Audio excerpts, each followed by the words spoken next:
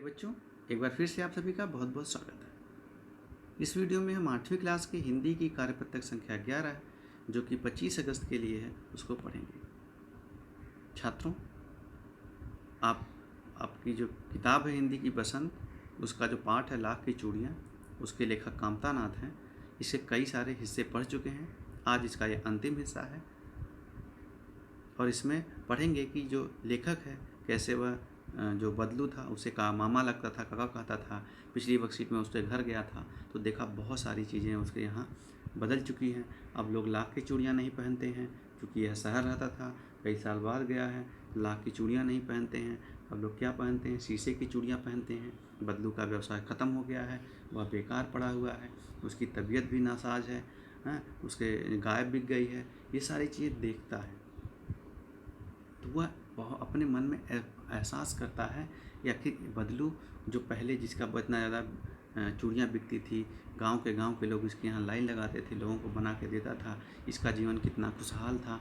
अब इसका हाथ चला गया है, यानी इसका रोजी रोटी चली गई है। अब ये बेकार हो गया है, ये गरीब हो गया है, किसी तरीके से अपने पालन पोषण कर रहा है, पेट भर रहा है। गाय खिलाने के पैसे नहीं थे तो गाय भी बेच दी, चूड़ियाँ बिक नहीं रही हैं, कोई दूसरा काम कर भी नहीं रहा है, लेकिन अभी भी वह अपना जीवन गरीबी में है लेकिन सम्मान के साथ जी रहा है। तो यह इस पूरी कहानी का आज का ये सारांश है, इसे हम पढ़ते हैं।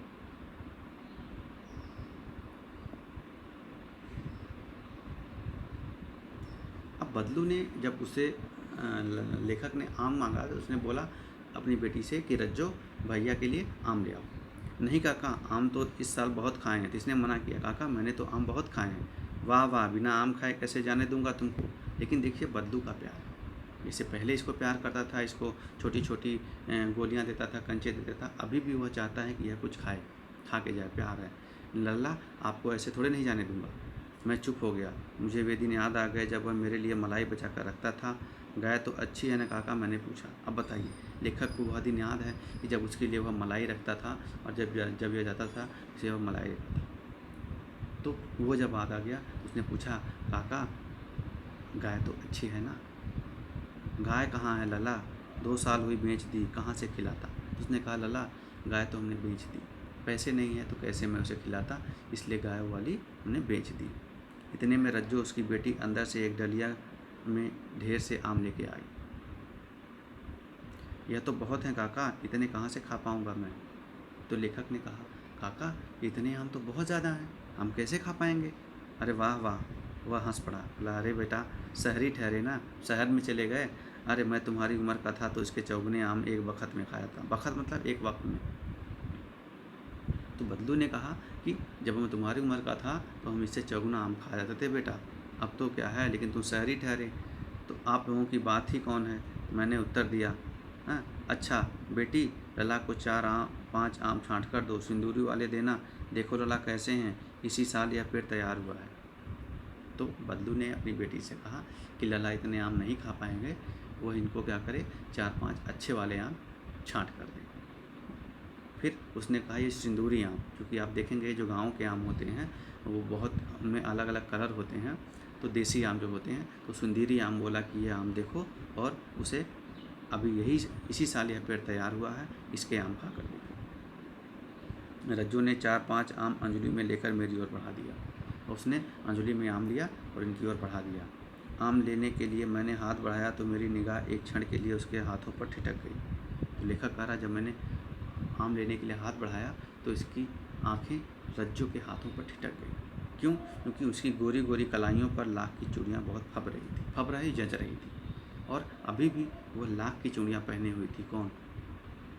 रज्जू, जो उसकी बेटी थी, उसकी गोरी गोरी कलाइयाँ थीं। तो यह देख करके वह समझ गया। बदलू ने मेरी दृष्टि देख ली और बोल पड़ा, यही आखिरी जोड़ा बनाया था जमींदार साहब की बेटी के विवाह पर। बाबू लला, मैंने ये आखिरी जोड़ा बनाया था अपना जब व्यवसाय ख़त्म करने से पहले जमींदार साहब की बेटी की शादी का। 10 आने पैसे मुझको दे रहे थे, लेकिन वह मुझे 10 आने पैसे भी इसके दे रहे थे, मैंने जोड़ा नहीं दिया, कहा शहर से ले आओ। शहर जाओ, अब तो आप लोग चूड़ियाँ उसकी शीशे की खरीदते हो। अब देखो उसका स्वाभिमान, उसने बेचा नहीं और उसे अपनी बेटी को दे दिया। मैंने आम खाकर थोड़ा देर पश्चात चला आया। मुझे प्रसन्नता हुई कि बदलू ने हार कर भी हार नहीं मानी। यह वहाँ से चला आया, लेकिन इसे यह प्रसन्नता हुई कि बदलू हार तो गया है, उसका व्यवसाय चला गया है, गरीब हो गया है, लेकिन अभी वो मन से नहीं हारा है। उसका स्वाभिमान वही है। अभी उसी तरीके से वह लोगों से प्यार करता है और सम्मान करता है। उसका व्यक्तित्व कांच की चूड़ियों जैसा ना था जो आसानी से टूट जाता, और बदलू कांच की चूड़ियाँ जैसे आसानी से टूट जाती हैं, उस तरह उसका व्यक्तित्व नहीं था। वह अभी भी वैसा ही है जैसा पहले था, स्वाभिमानी। अब बच्चों कुछ प्रश्नों की तरफ चलते हैं। लेखक के बचपन में बदलू लेखक के लिए क्या बचा कर रखता था? मलाई। आपने पढ़ा ऊपर, मलाई बचा के रखता था। आम नहीं, दूध नहीं, लाख की चूड़ियाँ नहीं। बदलू ने लेखक को खाने के लिए क्या दिया था? आम दिया था। अभी तो आप लोग चॉकलेट छोटे बच्चे खाते हैं, लेकिन उसने आम दिया था। बदलू ने लाख की चूड़ियों का अंतिम जोड़ा किसके लिए बनाया था? जमींदार की बेटी के लिए बनाया था, लेकिन उसने उसे किसको दे दिया? रज्जो को दे दिया। तो आपका उत्तर ख सही होगा। अब प्रश्न की तरफ चलते हैं। निम्नलिखित प्रश्नों का उत्तर लिखिए। बदलू को गाय क्यों बेचनी पड़ी? बदलू को गाय क्यों बेचनी पड़ी? क्योंकि उसके पास पैसे नहीं रह गए।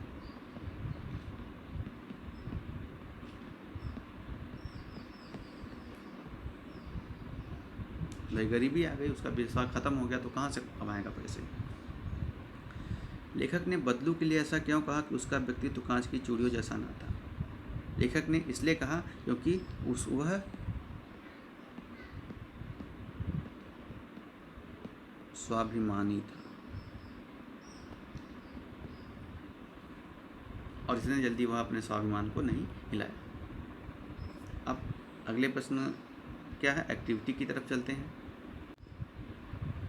तो आपको क्या है, बहुत सारे आम पसंद होंगे। आमों का मौसम जा रहा है। आपने भी कई प्रकार के आम खाए होंगे, लंगड़ा, दशहरी, देसी, सफ़ेदा, चौसा आदि।